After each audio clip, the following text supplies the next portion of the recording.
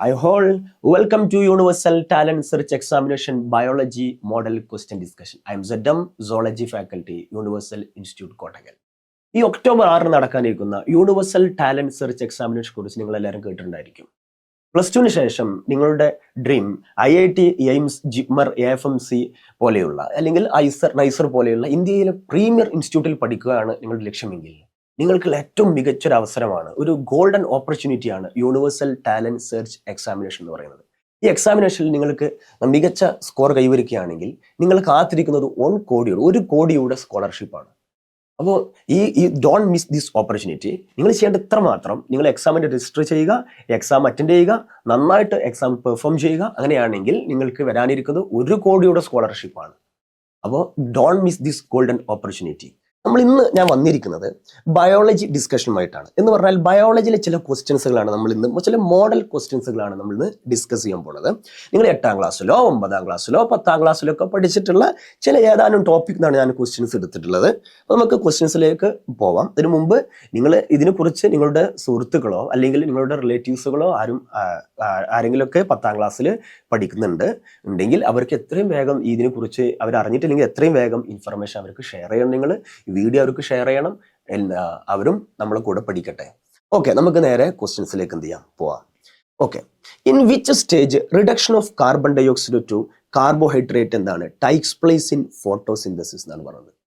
ഒരു question ഫോട്ടോസിന്തസിസുമായി ബന്ധപ്പെട്ടൊരു question ആണ്. നമുക്ക് എല്ലാവർക്കും അറിയാം ഫോട്ടോസിന്തസിസ് എന്താണ് ഫോട്ടോസിന്തസിസ് എന്ന് പറഞ്ഞു കഴിഞ്ഞാൽ. ഫോട്ടോസിന്തസിസ് എന്ന് പറഞ്ഞു കഴിഞ്ഞാൽ synthesis of food by plants ആണ്. പ്ലാന്റ്സ് ഫുഡ് ഉണ്ടാക്കുന്ന പരിപാടിയെ വിളിക്കുന്ന പേരാണ് ഫോട്ടോസിന്തസിസ്. സിമ്പിൾ. അഥവാ നമ്മുടെ ഗ്രീൻ പ്ലാന്റ്സ് ഭക്ഷണം ഉണ്ടാക്കുന്ന പരിപാടിയാണ് ഫോട്ടോസിന്തസിസ് എന്ന് പറയുന്നത്. നമുക്ക് എല്ലാവരും പഠിച്ചിട്ടുണ്ടായിരിക്കും, അറിയുന്ന കാര്യമാണ്. മലയാളത്തിൽ പറഞ്ഞാൽ പ്രകാശ സംശ്ലേഷണം എന്നാണ് പറയുന്നത്. അപ്പൊ ഇവിടെ ക്വസ്റ്റ്യൻ ചോദിച്ചിട്ടുള്ളത് എന്താണ്? In which stage reduction of carbon dioxide to carbohydrate takes place എന്നാണ് ചോദിച്ചത്. ഞാൻ അതിൽ ക്വസ്റ്റ്യനിലേക്ക് വരുന്നതിന് മുമ്പ് ഫോട്ടോസിന്തസിസിന് എല്ലാവർക്കും അറിയായിരിക്കും. ഫോട്ടോസിന്തസിസിൽ 2 സ്റ്റെപ്പായിട്ടാണ് ഫോട്ടോസിന്തസിസ് നടക്കുക.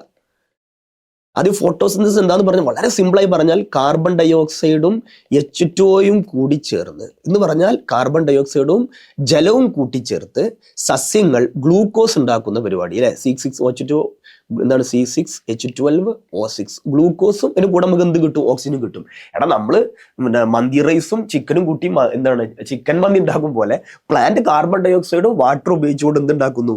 ഗ്ലൂക്കോസ് ഉണ്ടാക്കുന്നു. അതിന്റെ ബൈ പ്രോഡക്റ്റ് ആയിട്ട് ആര് പുറത്തേക്ക് റിലീസ് ചെയ്യപ്പെടുന്നു? ഓക്സിജൻ പോകുന്നു. അതാണ് പരിപാടി. സംഭവം ഇത്രേ ഉള്ളൂ. ഫോട്ടോസിന്തസിസ് 2 സ്റ്റെപ്പിലാണ് നടക്കുക അല്ലെ. ഫോട്ടോസിന്തസിസ് നമ്മൾ പഠിച്ചിട്ടുണ്ടായിരിക്കും. ഫോട്ടോസിന്തസിസ് നടക്കുന്ന സ്ഥലമൊക്കെ അറിയായിരിക്കും. ലീഫിലാണ്. നമ്മൾ വീട്ടിലെ അടുക്കളയിലാണ് എന്തുണ്ടാക്കുന്നത്? ഫുഡ് ഉണ്ടാക്കുന്നത്. അതേപോലെ പ്ലാന്റ് എവിടെയാണ് ഫുഡ് ഉണ്ടാക്കുക? പ്ലാന്റിന്റെ ലീഫിലാണ്. നമ്മൾ വീട്ടിന്റെ അടുക്കള എന്ന് പറയും പോലെയാണ് പ്ലാന്റിന്റെ കിച്ചൺ ഓഫ് ദ പ്ലാന്റ് എന്ന് പറയുന്നത് ആരാണ്? ശരിക്കും ലീഫാണ്. ഫോട്ടോസിന്തസിസ് നടക്കുക പ്രധാനമായിട്ടും 2 സ്റ്റെപ്പിലാണ്. ഒന്ന് നിങ്ങൾക്കറിയായിരിക്കും ലൈറ്റ് ഫേസ് എന്ന് പറയുന്ന ഫേസ് ആണ്. ഏതാണ് ലൈറ്റ് ഫേസ്? ഒന്ന് ഡാർക്ക് ഫേസ്. ലൈറ്റ് ഫേസ് ആണ് എന്ത് ഉദ്ദേശിക്കുന്നത്? ലൈറ്റ് അഥവാ പ്രകാശഘട്ടം, അതേപോലെ എന്താണ് ഇരുണ്ട ഘട്ടം. ഈ ലൈറ്റ് ഫേസ് എന്ന് പറഞ്ഞാൽ ഒരിക്കലും വിചാരിക്കരുത് ലൈറ്റിനെ ഡിപ്പെൻഡ് ചെയ്ത് നടക്കുന്ന പ്രോസസ്സാണ്. ലൈറ്റ് ഡിപ്പെൻഡന്റ് ആണ്. അറിയായിരിക്കും നിങ്ങൾക്ക്, ലൈറ്റ് ഡിപ്പെൻഡന്റ് ആണ്. എന്നാൽ ഡാർക്ക് ഫേസ് ലൈറ്റ് ഇൻഡിപെൻഡന്റ് ആണ്. എന്ന് പറഞ്ഞാൽ പ്രകാശഘട്ടം പ്രകാശത്തെ ആശ്രയിക്കുന്നു, ഇരുണ്ട ഘട്ടം പ്രകാശത്തെ ആശ്രയിക്കാത്ത ഘട്ടമാണ്. എന്ന് പറഞ്ഞാൽ ലൈറ്റ് ഫേസ് ലൈറ്റ് ഡിപ്പെൻഡന്റ് ആണ്, ഡാർക്ക് ഫേസ് എന്താണ്? ലൈറ്റ് ഇൻഡിപെൻഡന്റ് ആണ്. അതാണ് ബേസിക് കാര്യം. സംഭവം ഇത്രേ ഉള്ളൂ. ലൈറ്റ് ഫേസിൽ നടക്കുന്ന പരിപാടി എന്തെന്നറിയോ? അറിയാം, ലൈറ്റ് ഫേസിൽ നടക്കുന്നത് നമ്മുടെ വാട്ടർ സ്പ്ലിറ്റ് ആവും. എന്ത് സ്പ്ലിറ്റ് ആവും? നമ്മുടെ വാട്ടർ H2O സ്പ്ലിറ്റ് ആവും. H2O സ്പ്ലിറ്റ് ചെയ്ത് എന്താ കിട്ടുക? അങ്ങനെ അറിയായിരിക്കും. എന്താണ്? ഹൈഡ്രജനും കിട്ടും, അതേപോലെ ആരും കിട്ടും? ഓക്സിജനും കിട്ടും. വാട്ടർ പറഞ്ഞാല് ഹൈഡ്രജൻ ഓക്സിജനും കൂടി ചേർന്നാണല്ലോ. അതേപോലെ ഇവിടെ എന്തുണ്ടാവും എന്നറിയോ? ATP പ്രൊഡക്ഷൻ ഉണ്ടാവും. എന്തുണ്ടാവും? ATP production.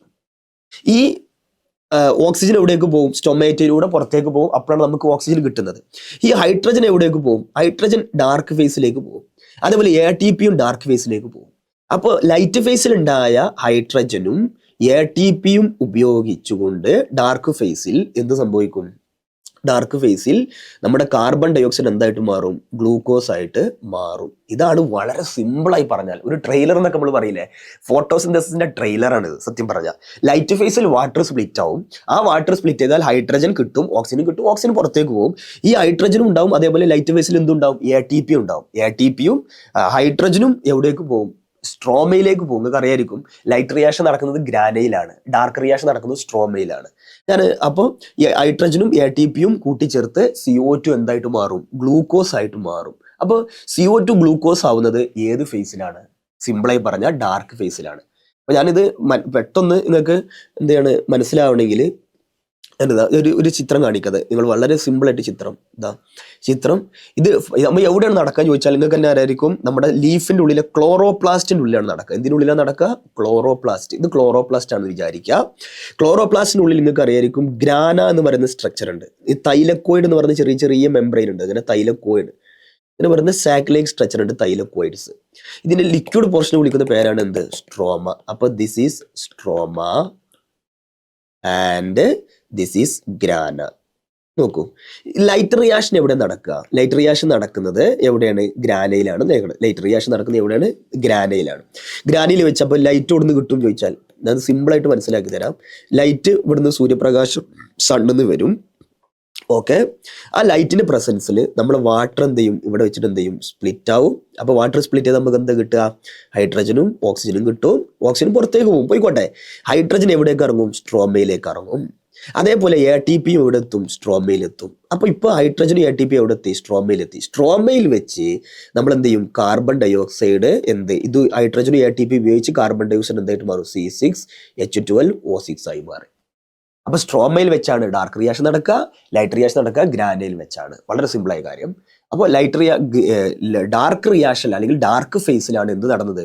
Carbon dye oxide എന്തായി മാറിയത്? ഗ്ലൂക്കോസ് ആയി മാറിയത്. അപ്പൊ നമ്മളെ ക്വസ്റ്റ്യൻ ആൻസർ ആയി എന്നാണ് വിചാരിക്കുന്നത്. In which stage reduction of carbon dioxide carbohydrate ഉദ്ദേശിക്കുന്നത് ഗ്ലൂക്കോസ് ആയി മാറിയത് എവിടെ വെച്ചാന്നുള്ളതാണ്. അഥവാ കാർബൺ ഡൈ ഓക്സൈഡ് ഗ്ലൂക്കോസ് ആയി മാറിയത് ഡാർക്ക് ഫേസിലാണ്. ഓപ്ഷൻ ഒന്ന് ഡാർക്ക് ഫേസ്, ഒന്ന് light face. Both light and dark, none of the അബോ. None of the അബോ പറഞ്ഞാൽ മുകളിൽ പറഞ്ഞതൊന്നും അല്ല ആൻസർ എന്നാണ് മീനിങ്. അല്ല, എവിടെ വെച്ചാണ് നടന്നത്? ഡാർക്ക് ഫേസിൽ വെച്ചാണ് നടന്നത്. അപ്പൊ ആൻസർ ഡാർക്ക് ഫേസ്. ഓക്കെ, അടുത്ത ക്വസ്റ്റ്യനിലേക്ക് പോവാം. Opening of stomata is due to the. Stomata എന്ന് പറഞ്ഞാൽ നമുക്കറിയാം എന്താ സ്റ്റൊമാറ്റ. ഇപ്പൊ പ്ലാന്റ് വാട്ടർ വേപ്പർ പുറത്തേക്ക് റിലീസ് ചെയ്യുന്നുണ്ട്. അതേപോലെ പ്ലാന്റ് ഓക്സിജൻ പുറത്തേക്ക് റിലീസ് ചെയ്യുന്നുണ്ട്. കാർബൺ ഡൈ ഓക്സൈഡ് ഉള്ളിലേക്ക് എടുക്കുന്നുണ്ട്. നമുക്കറിയാം ഗ്യാസ് എക്സ്ചേഞ്ച് എന്നാണ് പറയാ, വാതക വിനിമയം നടക്കുന്നുണ്ട്. ഇതിനൊക്കെ സഹായിക്കുന്നത് ആരാണ്? ഇതിനൊക്കെ സഹായിക്കുന്ന ഒരു ഓപ്പണിംഗ് വേണ്ടേ? ഇപ്പൊ നമ്മൾ എയർ ഉള്ളിലേക്ക് എടുക്കുന്നുണ്ട്, പുറത്തേക്ക് കളയുന്നുണ്ട്. എയിലൂടെയാണ്, മൂക്കിലൂടെയാണ്. എന്നാൽ പ്ലാന്റിന് മൂക്കുണ്ടാ? ഇല്ല. അതിന് പകരം പ്ലാന്റിന് എന്താ ഉള്ളത്?